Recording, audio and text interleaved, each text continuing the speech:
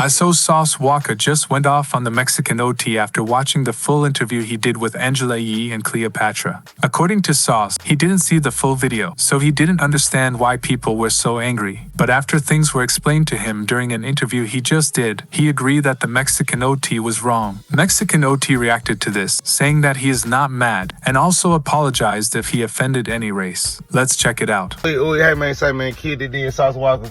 I did an interview last night. Shout out to my boy Dan's a project. He'll be dropping some. The subject in hand, Mexican OT. See now, at first when I was speaking on what I was speaking on, I was only talking about the I seen on Say Cheese with the girl and all that Say Cheese.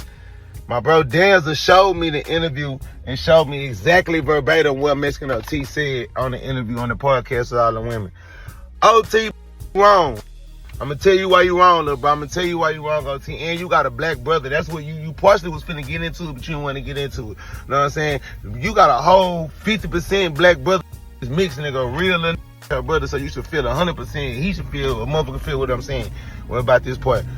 I ain't with you about saying, can you say because you grew up with us, went through it all this, because you love us, you been through everything that been through, so that's why you feel you say you can say. The problem and the issue is the fact when you said in a room full of women, is there any black here? Is there any here? Well, if it is, what you gonna do about it? That's where you up at, brother. That's where the disrespect is. Because OT, you know, if you was in a room full of violent, Houston full of violent, myself, TSF, any was really from the H like that, and we was having that conversation, and you said it in that way.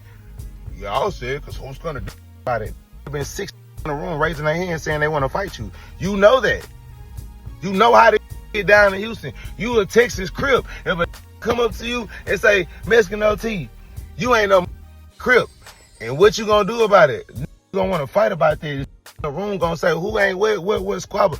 And that's where the disrespect and the part is, OT, because at the end of the day, you know there's nothing but women in that room. There's a bunch of girls in that room. It was a now violent street that come from where you come from and been through what you've been through, or that's from somewhere else that's gonna disagree with you and with that statement to the point to where they'll fight you about that or they'll do something about that. So therefore, that's what people in the general public gonna take it like. That's because you're doing something in the setting where people are going to consider it, where it's safe to say that right then and right there. Would you possibly say that around a room full of a bunch of so in this heated conversation? Now, secondly, aside of the Mexican OT,